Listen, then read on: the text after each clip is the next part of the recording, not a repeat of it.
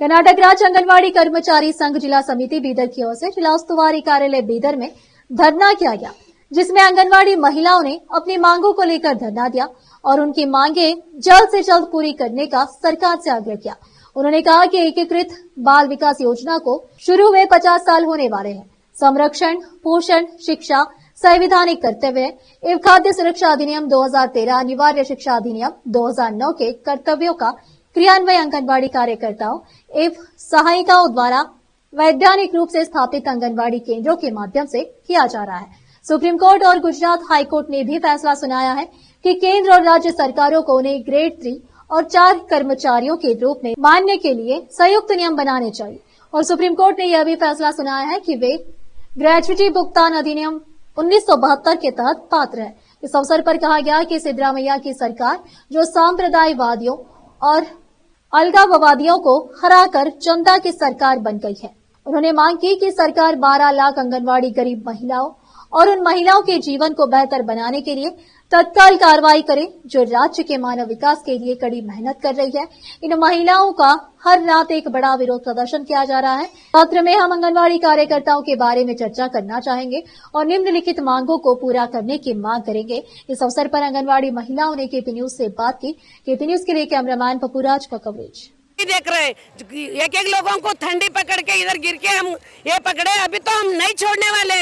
हमारे पगार बढ़ाना, ग्रेच्युटी होना, हमारे को महीने महीने को पेंशन चाहिए, हमारे को छोटे बच्चों को अच्छा आहार चाहिए। उनके घर में उनके बच्चे यही आहार खाए तो हम भी यही खिलाते, उन्हें खा के भी बताना पड़ेगा हमको, हम नहीं छोड़ेगा।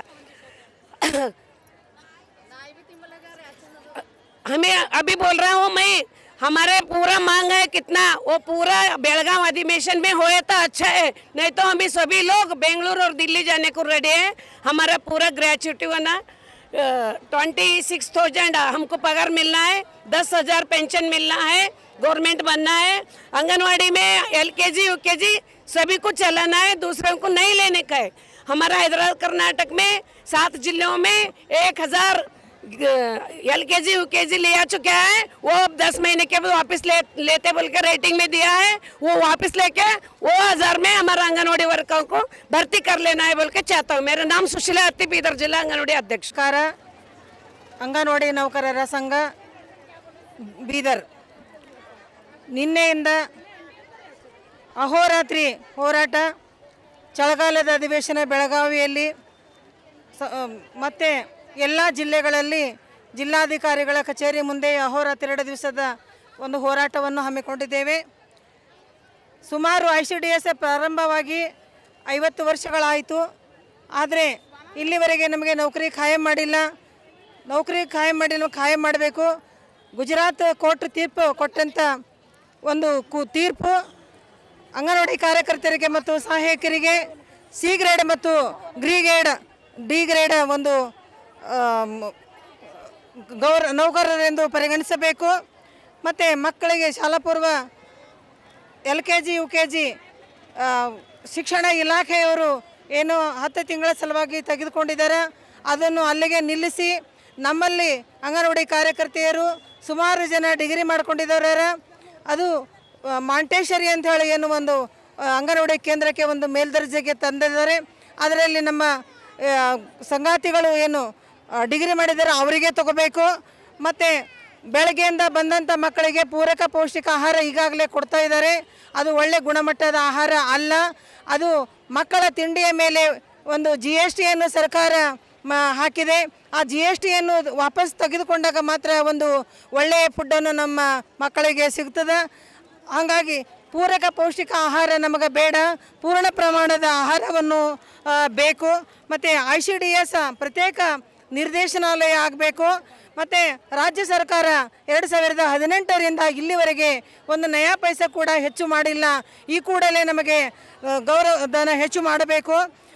ಕಾಂಗ್ರೆಸ್ ಸರ್ಕಾರ ಚುನಾವಣೆ ಪೂರ್ವದಲ್ಲಿ ಎಲ್ಲರಿಗೂ ಸಾರ್ವಜನಿಕರಿಗೆ ಗ್ಯಾರಂಟಿಗಳನ್ನು ಘೋಷಣೆ ಮಾಡಿತ್ತು. ಆದರೆ ಸಾಮಾನ್ಯ ಜನರಿಗೆ ಎಲ್ಲರಿಗೆ ಘೋಷಣೆ ಮಾಡಿರುವ ಗ್ಯಾರಂಟಿಗಳನ್ನು ಕೊಟ್ಟಿದ್ದಾರೆ. ಆದರೆ ಅಂಗನವಾಡಿ ಕಾರ್ಯಕರ್ತೆಯರಿಗೆ 6ನೇ ಗ್ಯಾರಂಟಿ ತಿಂಗಳಿಗೆ 15,000 ರೂಪಾಯಿಗಳನ್ನು ಕೊಡ್ತೀವಿ ಅಂತೇಳಿ ಏನು ನಮಗೆ ಮಾತು ಕೊಟ್ಟಿದ್ರು. ಅದು ಇಲ್ಲಿವರೆಗೆ ಕೊಟ್ಟಿಲ್ಲ, ಅದು ಕೂಡಲೇ ನಮಗೆ ಕೊಡಬೇಕು. ಅಲ್ಲಿವರೆಗೆ ನಮಗೆ ಗೌರವಧನ ಪ್ರತಿ ತಿಂಗಳು 26,000 ರೂಪಾಯಿಗಳು ಕೊಡಬೇಕು. ನಿವೃತ್ತಿ ಆದವರನ್ನು ಪಿಂಚಣಿ 10,000 ರೂಪಾಯಿಗಳನ್ನು ಕೊಡಬೇಕು. ಈಗಾಗಲೇ ಅಂಗನವಾಡಿ ಕಾರ್ಯಕರ್ತೆಯರು ಮತ್ತು ಸಹಾಯಕಿಯರು ನಿವೃತ್ತಿ ಆಗಿ ಅವರಿಗೆ ಇಡಿಗಂಟು ಬಂದಿಲ್ಲ, ಮತ್ತು ಗ್ರ್ಯಾಜುಯಿಟಿ ಆದೇಶ ಆಗಿದೆ ಕೂಡ, ಇನ್ನೂ ಅನುದಾನ ಬಿಡುಗಡೆ ಮಾಡಿಲ್ಲ. ಅವರಿಗೆ ಅನುದಾನವನ್ನು ಕೊಡಬೇಕು. ಮತ್ತು ಕೆಲವರಿಗೆ MPS ಕೊಡಬೇಕಾಗಿದೆ, MPS ಕೊಡಬೇಕು. ಮತ್ತು ಮುಂಬಡ್ತಿ ಆಗಬೇಕು. ಅಂಗನವಾಡಿ ಕಾರ್ಯಕರ್ತೆ ಸಹಾಯಕಿ 5 ವರ್ಷ ಸೇವೆ ಸಲ್ಲಿಸಿ ಅಂಗನವಾಡಿ ಕಾರ್ಯಕರ್ತೆಯನ್ನಾಗಿ ಮುಂಬಡ್ತಿ ಆಗಬೇಕು. ಮತ್ತು ನಮ್ಮ ಜಿಲ್ಲೆಯಲ್ಲಿ ಕೋಳಿ ಮೊಟ್ಟೆಯನ್ನು ಸರಬರಾಜು ಮಾಡ್ತಾ ಇದ್ದಾರೆ. ಅದು ಕೋಳಿ ಮೊಟ್ಟೆ ಏನದಂದ್ರೆ ಸಣ್ಣ ಪ್ರಮಾಣದಾಗವ, ಅವು ಒಂದು ಒಳ್ಳೆಯ ಗುಣಮಟ್ಟದ ಕೋಳಿ ಮೊಟ್ಟೆ ಸರಬರಾಜು ಮಾಡಬೇಕು. ಅದರ ಮತ್ತು ನಮ್ಮಲ್ಲಿ ಫಲಾನುಭವಿಗಳ ಪ್ರಕಾರ ಆಹಾರ ಸಾಮಗ್ರಿಗಳನ್ನು ನಮಗೆ ಕೊಡ್ತಾ ಇಲ್ಲ. ನಾವು ಫಲಾನುಭವಿಗಳ ಪ್ರಕಾರ ನಮಗೆ ಆಹಾರ ಸಾಮಗ್ರಿಗಳನ್ನು ಕೊಡಬೇಕು. ಮತ್ತು ಅಂಗನವಾಡಿ ಬಾಡಿಗೆ ಹಣಗಳನ್ನು ಕೂಡ ಇನ್ನೂ ಕೊಡಬೇಕು. ಕೆಲವೊಂದು ಕಡೆ ಫ್ಲಾಕ್ಸಿ ಫಂಡ್ಗಳನ್ನು ಕೊಡಬೇಕು. ಅದಕ್ಕೆ ಕೂಡಲೇ ಇವೆಲ್ಲ ನಾವು ಈ ಮುಷ್ಕರದ ಮುಗಿರೊಳಗೆ ನಮಗೆ ಅಧಿಕಾರಿಗಳು ಬಂದು ಮಾಡ್ತೀವಿ ಅಂತ ಹೇಳಿ ನಮಗೆ ಆಶ್ವಾಸನೆ ಕೊಟ್ಟು 2 ದಿವಸದಾಗ ಮಾಡ್ತೀವಿ ಅಂತ ಹೇಳಿ ನಮ್ಮ ನಂಬಿರ್ತೀವಿ.